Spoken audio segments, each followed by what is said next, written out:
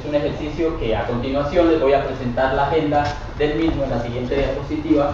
¿Si es tan amable?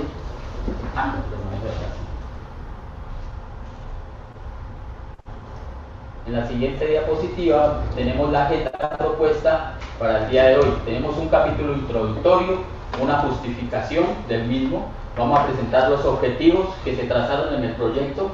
En el capítulo 2 tenemos el marco de referencial o el estado del arte. Un capítulo 3 metodológico que hace referencia a 3 fases en términos de las caracterizaciones biofísicas de los factores que determinan la resiliencia, de los factores claves que determinan la resiliencia en términos de las actividades socioecológicas, y una fase 3 que tiene que ver con la aplicación de los conceptos en la zona norte del Parque Curacé. El capítulo 4 es el desarrollo de las 3 fases y las conclusiones. En la siguiente diapositiva vamos a iniciar con la introducción. Bueno, entrando en materia, los ecosistemas de alta montaña son considerados estratégicos por los bienes y servicios ambientales que le prestan a la sociedad. Además de eso, por las actividades culturales que se desarrollan en esta región, por la visión del mundo y la cosmovisión que tienen las propias comunidades indígenas que están asentadas en estos sectores, además de la institucionalidad que representa estos ecosistemas. Sin embargo, y es para todos conocido que son ecosistemas que han sufrido graves alteraciones en los patrones de vegetación, en los ciclos hidrológicos, en el tema de la reducción de la capacidad productiva. Eso afecta la demanda de los bienes y servicios ambientales, que es un elemento conector entre la actividad humana, la visión del mundo y el entorno natural, como lo va a hacer más adelante. En el departamento del Cauca se hizo una revisión exhaustiva de los estudios que se habían analizado en la zona y se encontró básicamente que las afectaciones en términos de las coberturas vegetales son muy graves, que las afectaciones en términos de los cuerpos de agua y de la demanda hídrica que tienen estos ecosistemas es bastante preocupante. Hay pérdida de suelo en términos del ecosistema y tenemos graves consecuencias. Esto está determinando el deterioro de los ecosistemas altoandinos. Esta condición ha sido analizada por muchas fuentes de pensamiento, por muchas estrategias de planificación territorial, por muchas visiones de territorio de las comunidades. Sin embargo, vemos que los efectos en términos de mitigación no son alentadores. En este sentido, pues se ha buscado alternativas en términos de un enfoque sistémico para abordarlo, con visión transdisciplinar, analizando las relaciones e interrelaciones que se presentan entre sus componentes. Se propone analizar el sistema, analizar el orobioma en el marco de los socioecosistemas. Más adelante vamos a ver en el marco teórico qué significa socioecosistema y cómo lo estamos abordando, considerando que son sistemas abiertos, comprensibles desde la teoría de la penarquia, de la holoarquia, comprensibles de los sistemas adaptativos complejos. Más adelante vamos a desmenuzar un poco eso, para entender la capacidad de adaptación social y ecosistémica, no solamente visto desde lo biofísico, sino desde las otras. En la siguiente diapositiva vamos a ver un poco de la justificación. Como les planteaba anteriormente, los ecosistemas de alta montaña son claves en términos de la disponibilidad de bienes y servicios ambientales que les prestan a la sociedad. Allá se genera, se regula, se recarga el agua líquida, sólida y gaseosa. Es el espacio para el desarrollo de actividades culturales. Tenemos mucha confluencia de actividades en este sector. Sin embargo, son muy vulnerables. Son considerados ecosistemas hotspot por su doble condición de amenaza y disponibilidad de servicios y biodiversidad que tenemos. Son vulnerables a las especies invasoras. Tenemos el caso de la trucha, que acabó con muchas especies que estaban asentadas en el páramo, y hay evidencias de especies que prácticamente desaparecieron, especies de aves, especies de quirópteros, etcétera, etcétera, etcétera. Y vulnerables a las actividades económicas intensivas en la región, vulnerables a la infraestructura, actividades antrópicas que se caracterizaron, se miraron al detalle históricamente, y las afectaciones como la minería, la ganadería, la agricultura, la extracción de leña, el turismo, actividades menores. Esta condición demanda que analicemos los ecosistemas de alta montaña en términos de sus capacidades de adaptación, con visión sistémica, desde la teoría de la resiliencia, comprensibles desde la holoarquia y la penarquia. Más adelante, como les digo, vamos a ver este aspecto. Los servicios ecosistémicos en la alta montaña son claves. y en cualquier ecosistema, porque me permiten entender puentes entre la actividad humana y la disponibilidad de bienes y servicios que tienen los ecosistemas, también para comprender conceptualmente estos ecosistemas. La caracterización de los servicios ambientales que se trabajó en este ejercicio, pues atendió los lineamientos de la evaluación de los ecosistemas del Milenio 2003, que básicamente es lo que actualmente se está aplicando para lograr una gestión. También considerando enfoques de frontera, como la evaluación de adaptación basada en ecosistemas, que propone 5 componentes, desde lo ecológico, de la función ecológica, los beneficios de la adaptación, la valoración y práctica de la gestión ambiental. En la siguiente diapositiva, pues nos planteamos una pregunta con todo esto. Para abordar conceptualmente la capacidad adaptativa y de resiliencia de los ecosistemas de alta montaña, pues requeríamos dar esta respuesta, que era cuáles son los mecanismos y procesos que los socioecosistemas de la alta montaña desarrollan para conservar su estructura y función frente a las presiones antrópicas. Grabémonos esta partecita, estructura y función. En la siguiente diapositiva vamos a mirar los objetivos que se trazaron en esta investigación. El objetivo o el propósito general, marco, que se trabajó era desarrollar un modelo conceptual sobre las capacidades de adaptación socioambiental para los ecosistemas de alta montaña, los ecosistemas altoandinos. Para lograr esto, pretendemos mostrarles cómo se evaluaron los factores que inciden en la capacidad adaptativa de las comunidades en ecosistemas altoandinos. Establecer los factores que determinan la relación entre capacidad adaptativa, lo socioambiental y la resiliencia, y ver cómo un poco eso de los desarrollos de gestión ambiental que se han hecho en los territorios en el marco de la sostenibilidad ambiental han afectado el territorio, y caracterizar desde el enfoque socioambiental la capacidad que tienen estos ecosistemas para adaptarse en una zona específica de la zona norte del Parque Nacional Natural de Puracé. En este capítulo vamos a ver un poco el marco referencial. ¿Qué entendíamos por factores que determinan la resiliencia socioecológica? En los Andes, además, a diferencia de otros ecosistemas, hay evidencias marcadas de la intervención antrópica desde la época prehispánica.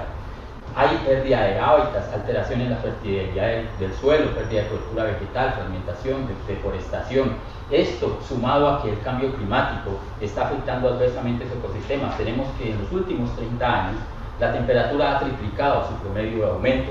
Tenemos que en el 2015 el 24% de la superficie de los ecosistemas de los Andes fue deforestada, correspondiente a 29.263 hectáreas. Esto es preocupante.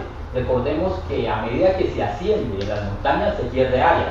Al perderse área, pues tenemos poco espacio para el desarrollo de las actividades y poco espacio para la preservación de los bienes y servicios ambientales. Algunos páramos han desaparecido.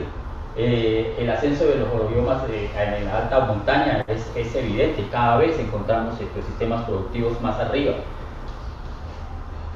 La adaptación de los ecosistemas es una propiedad que emerge cuando confluyen parámetros ecológicos. Y aquí me separo un poco: ambientales, culturales, sociales, administrativos y de infraestructura. Y lo cosmogónico, claro.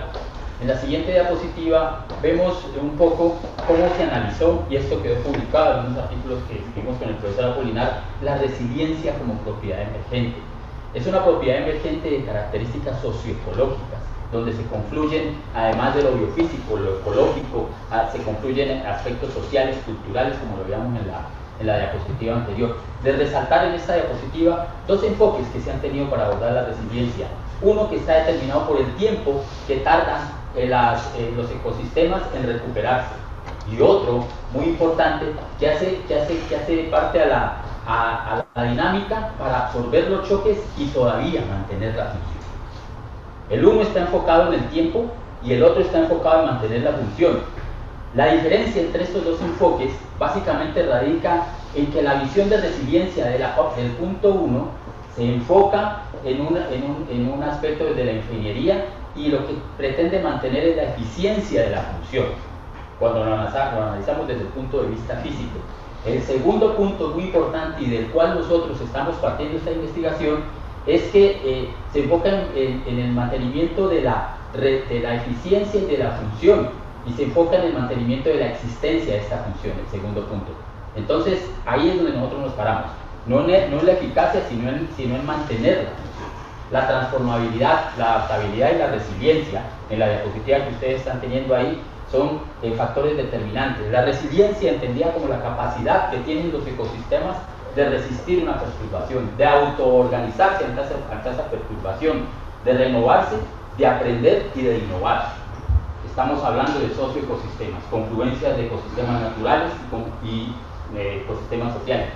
La adaptabilidad es la capacidad que tenemos nosotros para hacer frente a esas adversidades climáticas. Es una característica de los ecosistemas adaptativos complejos. Y la transformabilidad es la capacidad que se tienen los socioecosistemas de pasar de un sistema a otro, a veces deseado o no deseado. ¿Sí? Apreciados jurados, ¿están escuchando bien? Sí. Bueno, adelante, por favor. Vale, en la siguiente diapositiva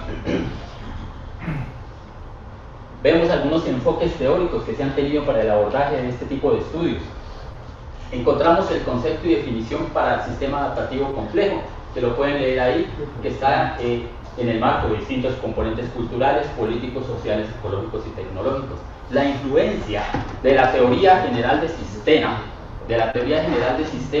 en este aspecto, como lo es conceptos de sistemas complejos, la emergencia, la resiliencia, la vulnerabilidad, la capacidad adaptativa y la transformabilidad. A lo largo del trabajo vamos a ver cómo se van desarrollando estos conceptos. En la siguiente diapositiva vamos a entrar un poco al marco metodológico. Como les comenté, la zona de estudio está determinada en la zona norte del Parque Nacional Natural de Puracé, municipio de Puracé. Encontramos ahí un territorio protegido por la autoridad tradicional indígena, protegido por la legislación colombiana a través de la denominación de Parque Nacional Natural de Puracé. Se encuentra la cadena volcánica de los Coconucos. En la siguiente diapositiva, para seguirles hablando un poco, encontramos una serie de orobiomas muy interesantes. En el recuadro rojo que ven ahí fue la zona de análisis que hicimos para la medición de variables biofísicas. La zona completa del mapa es donde se hizo todo el análisis. Para que nos ubiquemos un poco, en la vía que conduce, donde está el recuadro, hay una ramificación. Esa ramificación comprende, la ramificación pequeñita es en la zona donde están las cabañas de Pilimbalá, y la ramificación que termina casi cerca del volcán es donde está la mina actualmente, que es muy interesante porque marcó un hito de desarrollo en la región, bueno, de desarrollo entre comillas. Y lo que ven en blanco en la parte inferior izquierda de sus pantallas corresponde a la cadena volcánica de los Coconucos. Todas las fotografías que nosotros estamos colocando ahí fueron tomadas en el desarrollo del estudio. ¿Cuál es el enfoque epistemológico que nosotros nos planteamos en este desarrollo metodológico? La crisis ambiental hace emerger una serie de necesidades, una serie de alternativas que vienen del Club de Roma, la Comisión de Brundtland. Colombia se acoge a esas alternativas, pero también desde el pensamiento y desde el conocimiento necesitamos desarrollar alternativas. Es así que los componentes, la complejidad de los problemas ambientales surgen de las formas de producción. Recordemos, la década de los 70, Revolución Verde, un cambio abrupto en las formas de producción, y lo vamos a ver en la línea histórica que marcamos en este proyecto. Es evidente la degradación de los ecosistemas.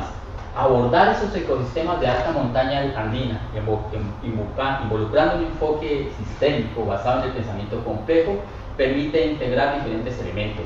Por eso, en la siguiente diapositiva les voy a mostrar cómo evaluamos esto.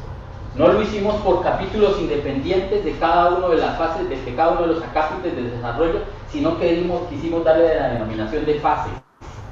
Porque cuando nosotros estamos hablando de integralidad y capitulamos un documento, pues estamos rompiendo la integralidad. Aquí le estamos dando una horizontalidad y cada fase tiene elementos que alimentan la siguiente para poder hacer una integración del documento. Por eso a veces leerlo es un poco complejo, porque nosotros mantenemos una integralidad de un todo. Fue extenso, pero bueno, tratamos de hacer algo interesante. La fase 1 que le denominamos para el desarrollo metodológico fue la caracterización de los factores claves que determinan la resiliencia, para pasar a una fase 2 que era la caracterización biofísica de los factores claves que determinan la resiliencia, y la fase 3, que era la de aplicación y contrastes. No me voy a detener en las ramificaciones que están ahí, sino que en la siguiente diapositiva está el detalle de cada una de ellas. Fase 1, ¿qué hicimos? Miramos qué actividades antrópicas estaban afectando el territorio. Seguidamente hicimos un inventario de los servicios ambientales de la zona para caracterizar los comportamientos relacionales de la naturaleza y la sociedad.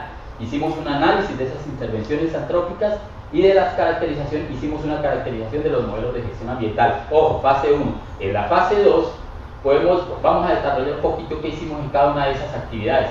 Para las actividades antrópicas, pues básicamente se hicieron entrevistas, se revisaron archivos y recorridos en campo para verificar eso.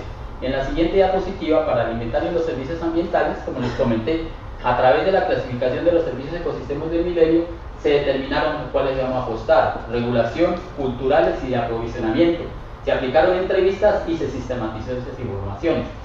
Voy a hacer un poco dinámica esta presentación porque es muy visual. En la siguiente diapositiva vamos a ver cómo representamos espacialmente esos servicios ambientales a través de cartografía base y a través de la cartografía de la caracterización preliminar de los servicios ambientales.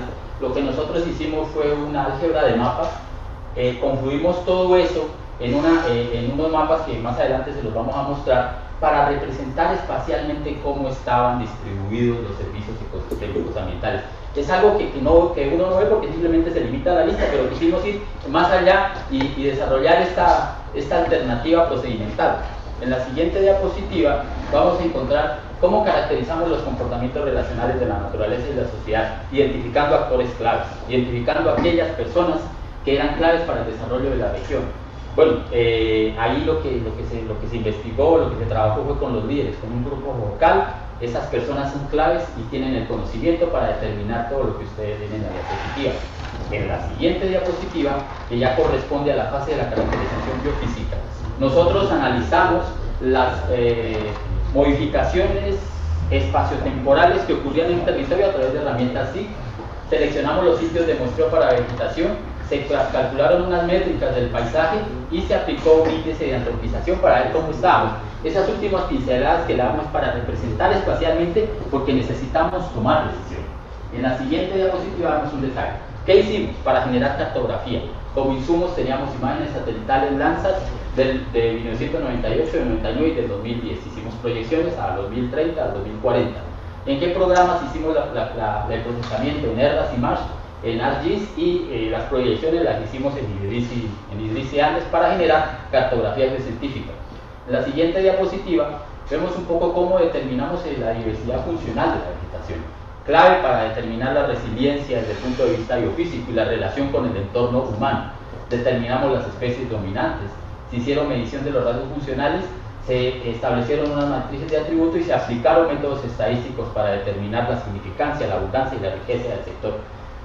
En la siguiente diapositiva vamos a ver un poco de los índices que se aplicaron. Bueno, los quise colocar aquí para que se dieran cuenta de la rigurosidad del estudio en términos de componentes unidimensionales y multidimensionales para el análisis de la diversidad de la vegetación, y cada uno de estos indicadores mide cómo se representa el valor esperado de una muestra, etcétera, etcétera. Esto es muy técnico.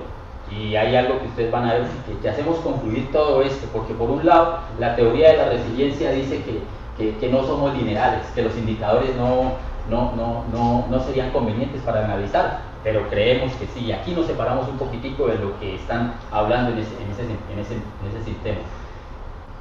Para el índice integrado de antropización, pues nosotros definimos unas unidades de análisis que estaban determinadas por la disponibilidad de los servicios ambientales, por la confluencia de las actividades antrópicas y por los resultados de la cartografía cuando miramos dónde se estaban haciendo usos del suelo, qué coberturas teníamos, etcétera, etcétera, etcétera. Para hacer una integración de esas coberturas, para ponderarlas, calificarlas y asignarles valores en términos de medio alto o en términos de semáforo amarillo, verde y rojo. En la fase 3 y la última, dos procesos que trabajamos ahí. Caracterizamos la capacidad adaptativa, algo que tampoco uno encuentra por lo general. La capacidad adaptativa pues se relata, pero un relato pues para un tomador de decisión es difícil de asumir, porque necesita ejecutivas decisiones. pues nosotros quisimos aproximarnos a través de un mapa. Y hicimos también una aproximación, porque es difícil de trabajar en términos de los ciclos de renovación adaptativa, y eso cómo lo trabajamos. Eso se trabajó, ¿no?, de la siguiente manera: para la representación espacial de la capacidad adaptativa, y nos prendimos un poquito de cómo el IDEAN ha trabajado los mapas de capacidad adaptativa, pero con nuestros insumos. Recordemos que el IDEAN trabaja de arriba para abajo, y nosotros habíamos construido de abajo, y nos intentamos aproximar a qué era la capacidad adaptativa. Entonces, ¿qué dice el IDEAN? Hay que tener en cuenta la jurisdicción, la autonomía y la gobernanza en términos de la institucionalidad del territorio, pero también deben tener los servicios ecosistémicos. Bueno, ahí no se ve un poco, pero es temas de regulación, culturales y aprovisionamiento, que eso ya lo teníamos. Esto es de la zona y levantado con detalle. Para desarrollar cartografía base, con cartografía base a través de álgebra de mapas para desarrollar mapas de adaptación. En la siguiente diapositiva vemos cómo estamos caracterizando los ciclos de renovación adaptativa. Tenemos 4 fases. Las 3 primeras que ven ahí arriba corresponden a la explotación, la conservación y la liberación. Aquí encontramos en el sistema desestabilizaciones, perturbaciones, ruptura de redes, destrucción de capital, porque este concepto no solo aplica para el entorno natural, también aplica para el entorno social, para las empresas. Entonces vemos muchos ejemplos. Si les da curiosidad pueden buscar esto y encontramos muchísimos ejemplos de las estructuras democráticas, de las estructuras de poder con otros fines, etcétera, etcétera. En la siguiente diapositiva ya entramos al capítulo de resultados. En estos resultados, pues para retomar un poco qué hicimos para la caracterización, se diagnosticaron las actividades, miramos las estrategias de gestión ambiental, caracterizamos los servicios, los comportamientos relacionales y hicimos un modelo conceptual sobre la capacidad de adaptación. Vamos a encontrar aquí en la primera, caracterizamos las actividades antrópicas. Pues sí, ustedes dicen, sí, eso lo sabemos, que allá hay agricultura, hay ganadería, hay minería, hay turismo. Pero ¿desde cuándo, cómo y dónde se están dando estos procesos? Es lo que nosotros investigamos. Y en la siguiente diapositiva lo quise hacer de una manera muy gráfica.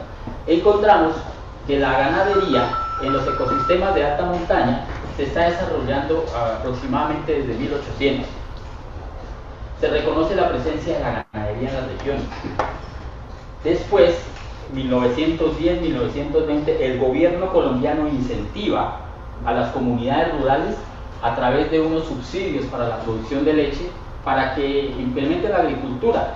Entonces esa se convierte en un aliciente para que las comunidades inicien con este proceso.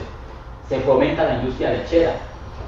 En los 80 la ganadería en la zona de estudio ocupaba el 40% de la superficie del municipio de Puracé.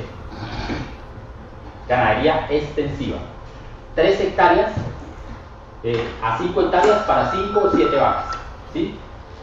Actualmente la ganadería es una fuente importante de ingresos de la región, y tenemos que los resguardos pues tienen ese hectareaje. Y en la siguiente diapositiva quise mostrar de una manera gráfica, bueno, desafortunadamente no se ve, sobre una panorámica de la zona, cómo están afectando estas actividades antrópicas en la región. Y cada una de esas flechas hace referencia a la complejidad, no por lo difícil que sea comprender lo que está sucediendo acá arriba, sino por la cantidad de relaciones que encontramos en los ecosistemas, relaciones intrínsecas y extrínsecas, pérdida de biodiversidad, fragmentación de ecosistemas, quema, encontramos praderización, tala. Todos estos efectos han marcado el territorio y han dejado serias cicatrices en los ecosistemas. En la siguiente actividad, que es la agricultura, pues encontramos que tenemos evidencias desde hace muchos años, pero quisimos partir de 1950. La actividad era una actividad tradicional del pueblo cocomí, una actividad en la cual se fundamentaba su economía local y autoconsumo. Encontramos que antes del 60 teníamos 70 variedades de papa. ¿Ustedes sabían que teníamos tantas variedades de papa? Cuando llegamos a los 70, y gracias a la revolución verde y la implementación de agroquímicos, pues se buscaba producción a menor costo. Parda roja. Ahorita solo encontramos parda roja, papa parda roja. Y pasamos de 70 especies que le estaban dando soberanía y seguridad alimentaria en la región a tener una especie prácticamente. Para el 86 la papa, el cultivo, la agricultura tenía aproximadamente el 33% de la cobertura de la región y actualmente el monocultivo se sigue implementando, pero con un agravante, y es que la gente de esta zona empezó a alquilar terrenos para la implementación de la agricultura, alquilar a personas foráneas. Entonces empezamos a ver en la siguiente diapositiva, por eso quise poner, bueno, no lo ven muy bien, pero hay unos tractorcitos ahí en la zona a incursionar con maquinaria, a alquilar. Esto pues también sufrieron muchas degradaciones en el ecosistema y después se dieron cuenta que las afectaciones en el recurso hídrico eran importantes. Están tratando de solucionar ese problema, pero hay contratos de arrendamiento, donde el cabildo lo hace con entidades foráneas. Entonces en la siguiente diapositiva vemos otra actividad no menos importante, pero que marcó también importantes cicatrices en el territorio, y fue la minería. En 1945, para iniciar desde ahí, se inicia con el proceso minero.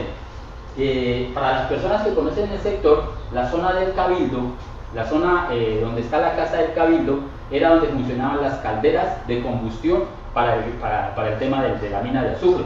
Recordemos que esta mina de azufre es la única mina a cielo abierto de azufre que hay en Latinoamérica.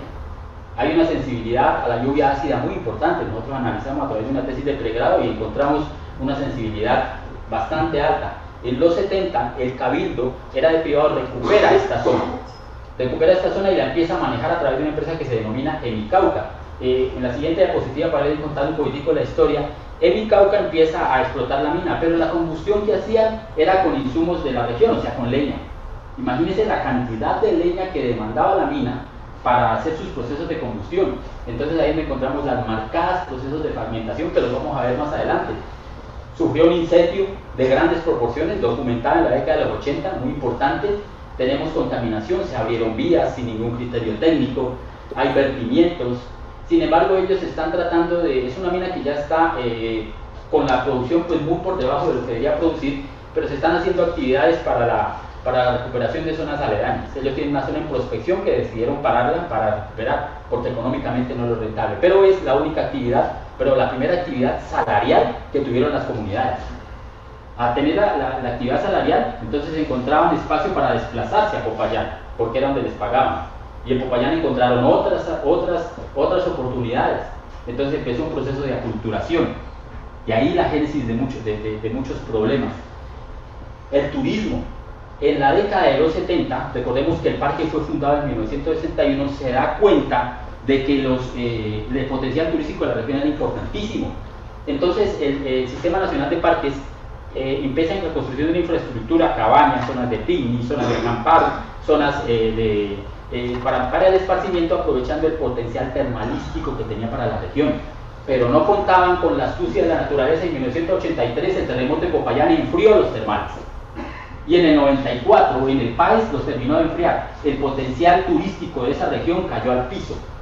Luego, ahora, en la actualidad lo que se está haciendo es recuperando pasamos a la siguiente diapositiva, recuperando ese sector porque tiene importantísimos sectores de belleza escénica, Volcán, el complejo lagunar, la Piedra del Cóndor, los termales de San Juan, unas zonas espectaculares que en las fotos pues quise mostrarles un poco, pero vemos la incidencia y la falta de manejo de estas actividades que están superando la capacidad de carga de los ecosistemas.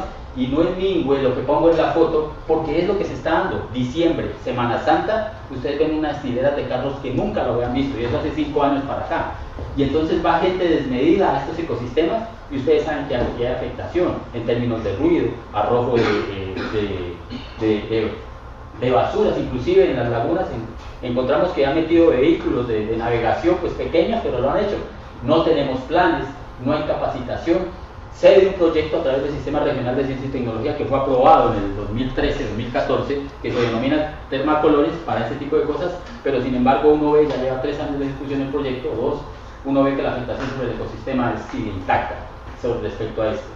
Ahora vamos a ver un poco, en la siguiente diapositiva, legislativamente cómo estamos. Si no me voy a detener a leer la legislación, pero iniciamos con la creación del parque en 1961, con la creación del sistema de parques.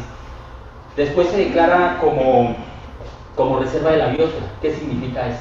¿Qué significa reserva de la biosfera? Que tiene 3 periferias. Una en la cual puede desarrollar actividad en la más externa, actividades económicas, pero sostenibles, producción limpia. Otra en la periferia más interna, que puede desarrollar actividades culturales, pero sin afectar el territorio. Y otra, la intangible, la matriz, en la cual solo se pueden hacer actividades de investigación, actividades de conservación. Apreciados jurados, ¿se está escuchando bien? Sí, señor. Bueno, adelante. Gracias, profe. Gracias, jurados. Y encontramos que estas figuras de conservación chocan con el tema de las comunidades indígenas. Se crea el INDERENA en el 68, pero en el 93 con la ley 99-93 se finaliza y se da paso a las corporaciones autónomas. En el 91 se establecen los derechos y deberes de las comunidades indígenas y la injerencia sobre sus territorios. 6 años después, el Consejo Regional Indígena del Cauca determina que hay que, 7 años después, el Consejo Regional Indígena del Cauca determina que hay que hacer acciones para mantener el medio ambiente y lo incorpora dentro de su plan de vida. Mire que pasaron 6 años para que entendieran que hay que incorporar eso dentro de sus lineamientos de planificación, llámese planes de vida. En la siguiente diapositiva ya entramos en materia. Empezamos a hacer la evaluación de la percepción que tenían las comunidades de los servicios ecosistémicos. No quisimos hacer un estudio técnico detallado porque la idea era mirar qué percibía la gente. Encontramos muchos documentos que hacían referencia a esto, pero miramos qué era lo que la gente pensaba, percibía y sentía sobre los servicios ambientales. Porque es un término técnico, pero que la comunidad lo reconoce. Y tan es así que lo que ustedes ven ahí que están en el sombreado son lo que ellos determinan de provisión, el agua fundamental para las actividades económicas, para el abastecimiento, pero muy complicada. En el departamento del Cauca hay 2 cánceres que nos están afectando. Uno, el cáncer de piel, por la incidencia de la afectación de los rayos solares que tienen, y en estas regiones donde se presenta más incidencia. Y otro cáncer muy interesante, y lo hablaba hace 15 días con la única infectóloga creo que hay aquí en el departamento del Cauca, es el cáncer gástrico, asociado a enfermedades hídricas, pero no se le ha dado la categoría como tal para temas de prevención, temas de la legislación de salud. Por eso tenemos, o sea, como decía el profesor Miguel Peña, el director del SINARA, pues la gente prácticamente está muriendo de churria, ¿sí? La leña, muy importante, porque a pesar de que allá está subiendo Colgas, todas esas empresas que pues propenden por el consumo de combustible fósil para los procesos de construcción, ellos siguen usando la leña para la combustión. Con el profesor Apolinar hacemos el cálculo, más o menos son 0.5 metros cúbicos de leña que una familia puede estar gastando en una semana. Imagínense eso, y es entresaca, ¿no? Entresaca, por eso lo vamos a ver en la fragmentación y encontramos esos clareos en el bosque, ¿sí? La madera para procesos económicos, para bosqueadura, para otras cosas, lo perciben en un 94%. Las especies silvestres, todo lo que se denominan plantas medicinales, plantas para diferentes actividades, inclusive para consumo, pues la vemos con una apreciación. La ganadería, vista como el servicio de aprovisionamiento de pastos que le está prestando a los ecosistemas, para ellos es muy importante. Y la agricultura, no se diga, el 94%. En términos de regulación, compañeros, ahí encontramos 2 servicios ambientales en los cuales ellos le apuestan. Los otros no los reconocen, no los distinguen, o para ellos es extraño. Y es el de regulación hídrica y purificación del aire. En términos culturales, encontramos que ellos reconocen la recreación y el turismo, lo ven como un potencial, pero llegan hasta ahí. Es extensa su percepción, pero nada profunda, ¿sí? El disfrute estético, tienen unas áreas para disfrute estético, entonces lo reconocen como tal. Y la identidad cultural. Complejo lagunar, Laguna de San Rafael para nosotros, para él Laguna del Río, Ninfa de las Aguas, muy importante porque son zonas de refrescamiento. Y otras zonas relacionadas con el agua, que para ellos son muy importantes porque ahí hacen el refrescamiento. En la siguiente diapositiva vemos, bueno, esto es lo que perciben, pero ¿cómo está la gente organizada? ¿Cómo podemos extraer esa información para ver qué percepción tienen de nosotros? ¿Qué percepción tienen de las autoridades territoriales? ¿Qué percepción tienen de las actividades políticas? ¿De las autoridades militares? Ellos perciben, no es muy clara la diapositiva, pero les voy a contar. Para ellos, el cabildo, el relevo generacional, las estructuras de poder que ellos están determinando, la inclusión de la mujer en las decisiones, la medicina tradicional están dentro del recuadro y tienen su absoluta confianza. Instituciones como la gobernación, riesgosa para ellos, y ruptura en términos de las relaciones, plan departamental de aguas, no lo aceptaron, ¿no? Ellos no tienen ninguna diferencia con eso, entonces se nota la ruptura. Parques nacionales naturales, desde hace muchos años se rompió la relación, llegando a recuperar para ellos sectores que eran de parques nacionales naturales, como el sector Puracé, ya es de ellos, el sector San Juan, que es un sector muy importante para el profesor Navia, que para contextualizar un poco, lo han recuperado. Entonces ha habido una puja, una lucha de autoridades, como lo vamos a ver en el modelo que se planteó en la siguiente diapositiva. Vemos un poco, bueno, analicemos esto en términos de los componentes del sistema, en una herramienta de prospectiva que mucho se usa en el tema administrativo, pero traigámosla a estos espacios. Y la idea era poder asirse de muchas herramientas pues para entender la complejidad del sistema. Y este análisis, que tenía por el objeto de evidenciar las variables de influencia y dependencia para la evolución futura del sistema. Entonces, ¿cómo estamos dependiendo de una y otra variable en términos sociales, en términos políticos, en términos comunitarios, en términos de organizaciones? Como ven ahí, el cambio y uso, la fragmentación, temas culturales, organizaciones, y eso era una matriz cruzada. Hagan de cuenta Sorensen, de evaluación de impacto ambiental, hagan de cuenta FEARO, hagan de cuenta cualquier matriz que se utiliza en la academia y en los procesos de decisión para cruzar información, para ver cómo están dependiendo unas variables de otras. Aquí lo metimos y lo trabajamos en un sistema. Bueno, no soy experto en el tema, pero nos aproximamos. Y fue una herramienta muy interesante porque miren lo que nos dio. Tenemos unas variables determinantes, unas variables reguladoras que están en el centro del cuadro y unas variables resultado. ¿Qué encontramos ahí? Que las variables determinantes son poco dependientes, pero que determinan el funcionamiento del sistema. Y no fuimos a preguntarles directamente ese, sino que le dijimos califíquele y nosotros nos metimos en una matriz y encontramos que la autogobernanza o la autogobernabilidad que tienen ellos y la organización y la participación comunitaria eran determinantes para el desarrollo del sistema. Clave, variables reguladoras. ¿Qué son las variables reguladoras? Son las llaves de paso. Se abre y se cierra. ¿Para que pase? ¿Para que pase qué? Aspectos que determinan el cumplimiento de los objetivos del sistema. En ese sentido, pues encontramos que las actividades socioculturales, ganadería, cultivo, ingresos económicos, pero también la integración de la mujer y las entidades estatales, entidades del gobierno y de la gobernabilidad, estaban influyendo en este aspecto. Pero hay unas variables de resultado. No les preguntamos qué resulta de eso, sino que nos dio de acuerdo al ejercicio. Y muy importante porque esto es innovación. Y encontramos que las variables de resultados eran la pérdida de la biodiversidad, el turismo de naturaleza. Ellos necesitan eso, pero no lo conocen. Saben en extensión qué es turismo, pero pues en profundidad poco lo conocen. Y la planificación territorial. Resulta eso, que son variables poco influyentes, pero muy dependientes. O sea que dependen de las variables reguladoras y de las variables determinantes. En la siguiente diapositiva vamos a ver una matriz que pues es un poco confusa, hay flechas para un lado y para el otro, pero me voy a concentrar para este ejemplo. En todo el centro, de la mitad del medio, compañeros, está la pérdida de biodiversidad. Y la pérdida de biodiversidad está influenciada directamente por, miren, el turismo de naturaleza, por los cultivos, por las actividades ganaderas, por los ingresos económicos.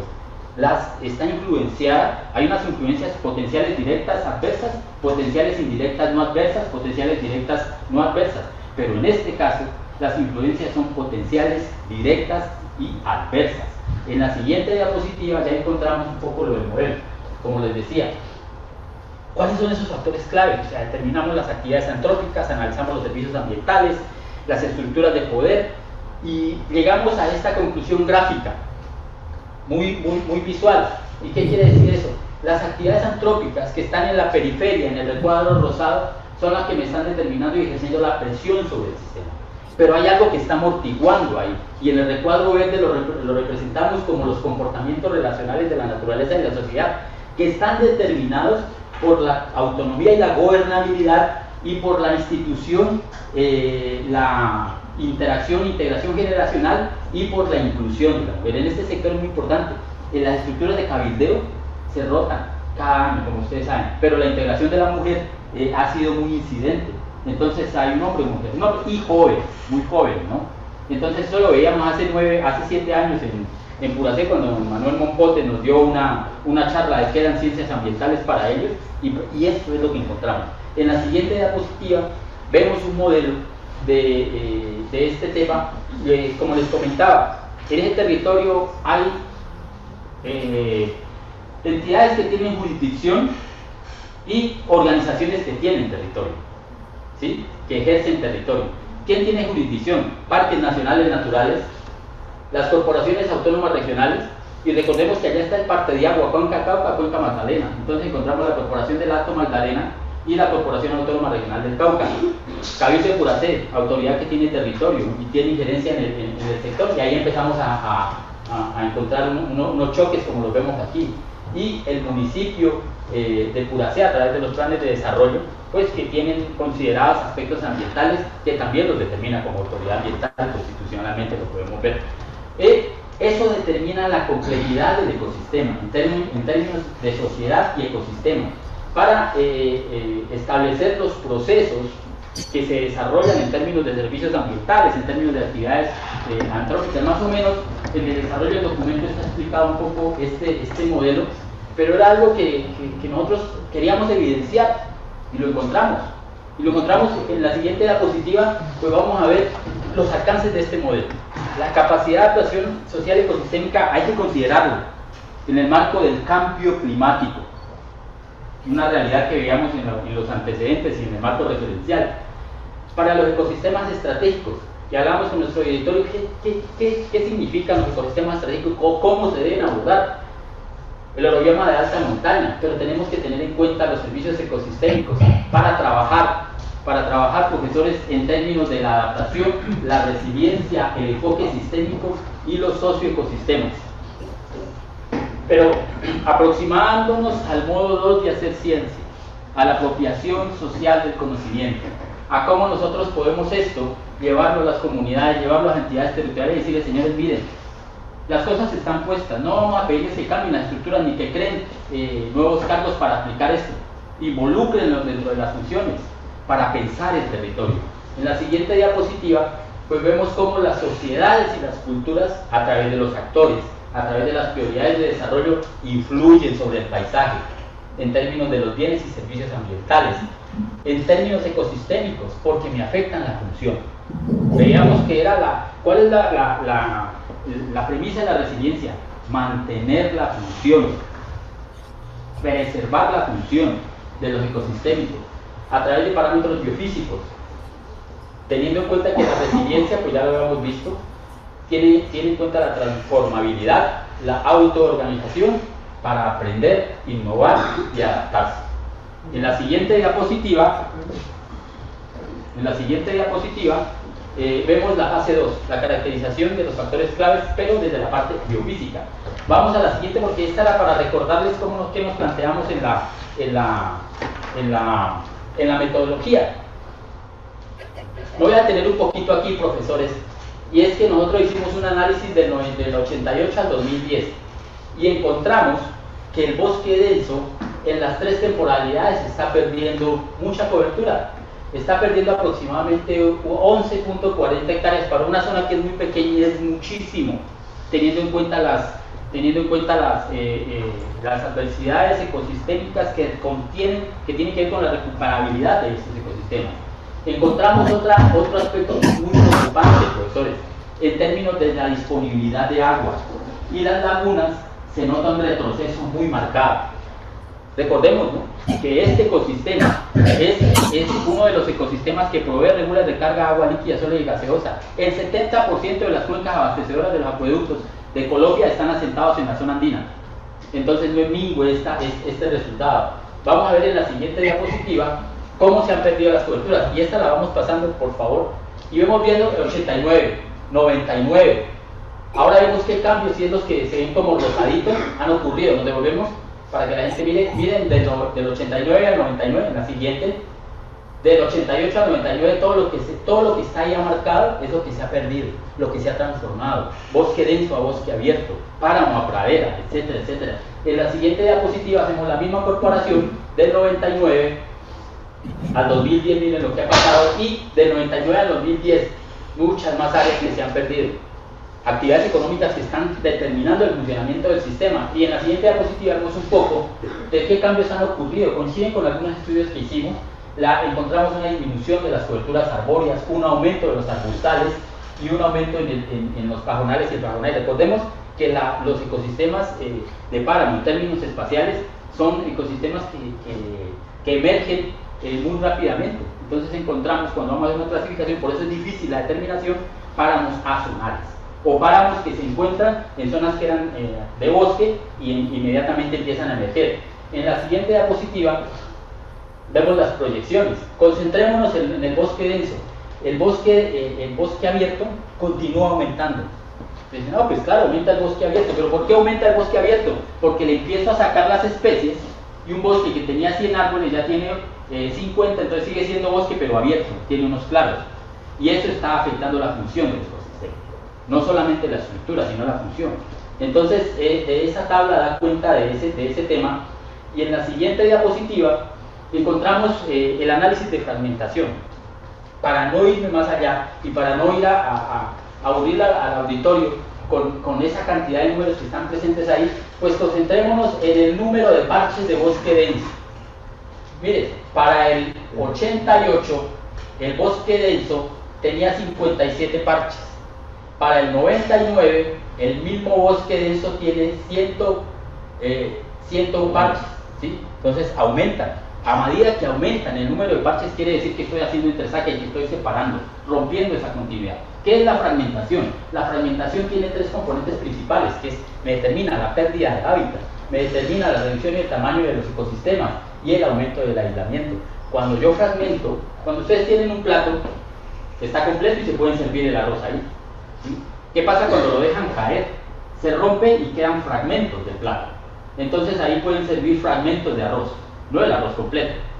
Más o menos es la analogía que yo le hago al tema de fragmentación. Entonces se pierde la conectividad, se pierde la biodiversidad, y esos espacios que se abren me facilitan el intercambio y el acceso al ecosistema. Entonces hago entresaque, y eso es lo que está ocurriendo en el sistema.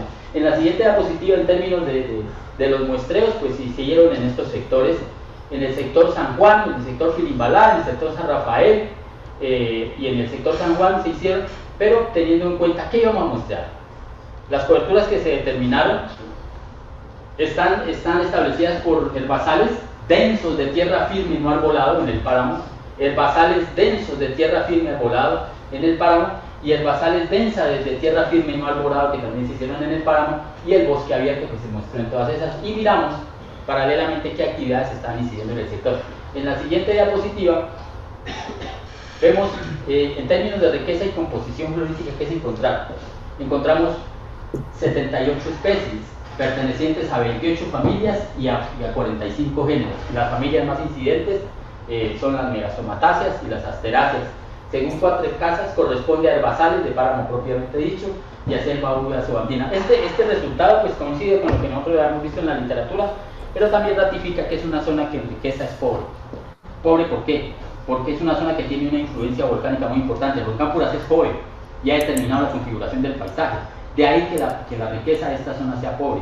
El hecho de que sea pobre no quiere decir que sus servicios ambientales sean menores. En la siguiente diapositiva vamos a empezar con el tema de los resultados, del tema de los mapas. La capacidad de adaptación social y ecosistémica. Miren, el tema de las vetas azules está determinado el límite del parque en la zona de estudio. Las vetas que están con las líneas transversales está determinando la zona del cabildo. Y miren que lo que se marca aquí fue una cota arbitraria, lo repito, fue arbitrario. Desde nuestra percepción y desde los recorridos en campo y las organizaciones que hicimos, fue lo que determinamos, porque no existe sin el mapa del cabildo de Puracé. Existen los mapas de resguardo, que son mucho más amplios, pero el mapa del cabildo no. Entonces nos aproximamos a este sector y encontramos una confluencia de zonas que estaban en este sector que eran culturales, con zonas de conservación, y ahí encontramos un potencial muy importante en términos de adaptación, porque confluyen, claro, tienen visiones diferentes, pero de alguna manera la preservación de los ecosistemas se está dando. O sea, está parques, que tiene la figura de conservación, está el cabildo, que tiene unas zonas culturales, y que respetan de alguna manera para la intervención. Entonces, este es un resultado muy interesante que resulta del trabajo. En la siguiente diapositiva vemos el mapa de los servicios ecosistémicos. Las zonas que están en rojo fue lo que nosotros alcanzamos a zonificar cruzando coberturas vegetales, cruzando presencia de los servicios ambientales, cruzando coberturas como la anterior del Cabildo y de las capacidades de adaptación. Son las que podemos encontrar como capacidad de regulación baja, capacidad de servicios ecosistémicos bajo, y en las zonas que ven como amarillas son zonas de intervención que vamos a encontrar como media, condiciones de servicios ecosistémicos, y lo verde pues nos dio que era una capacidad de adaptación buena. Esto tiene muchísimo que afinar, tiene mucho detalle que aproximarse, pero el marco general de extensión está ahí puesto. En la siguiente diapositiva encontramos los mapas de distribución de los servicios ambientales y coincide con lo que les decía. Acá encontramos unos servicios de aprovisión, que es donde están las actividades culturales, unos servicios culturales, donde tenemos aquí está la Casa del Cabildo. En la parte superior izquierda, compañeros, donde hay un recuadro rojo, esa es la zona del Cabildo. Encontramos ahí unos importantes términos de servicios culturales y de regulaciones RES. En la siguiente diapositiva vemos el mapa de INRA, Índice Integrado de Antropización. Para determinar si estaba transformada, muy transformada, intervenida o poco intervenida. Encontramos zonas que están totalmente transformadas, pero si se dan cuenta, la periferia de la vía o el buffer de la vía determina la intervención, como en todas partes, y nos coincidió con lo que encontramos. Y zonas poco intervenidas, que son las verdes, zonas medianamente intervenidas, que son las que determinan con color amarillo o café. Este es otro insumo muy interesante que da todo el procedimiento metodológico para seguir afinándolo, porque en algunos casos la tesis fue extensa, en otros fue profunda, pero lo que hicimos fue tratar de integrar eso. En la siguiente diapositiva vamos a ver la fase 3, la fase final. Cómo nosotros nos aproximamos a la capacidad adaptativa y cómo nos aproximamos al tema de ciclos de renovación adaptativa. ¿Qué hicimos para la capacidad de nuestro ecosistema? Determinamos todo lo que hemos analizado, los factores que determinan la resiliencia, los servicios ecosistémicos, los comportamientos relacionales de la naturaleza y de la sociedad y la caracterización biofísica de los factores claves que determinan la resiliencia. Para determinarlo y cruzarlo con la capacidad institucional, las estrategias y herramientas del parque que tenían y las figuras de conservación, sumado también a todo el tema que tiene que ver con las estructuras de poder y la capacidad que tiene el Cabildo para hacer autoridad ambiental, capacidades. Gracias. En la siguiente diapositiva vemos, bueno, cómo está calificada: alta, media y baja. La mayor parte del sector está calificada como sector de una capacidad adaptativa media, baja en las zonas de producción y alta en las zonas pues que por su accesibilidad encontramos prácticamente muy bien conservadas. No digo intangible porque de alguna manera han habido incursiones.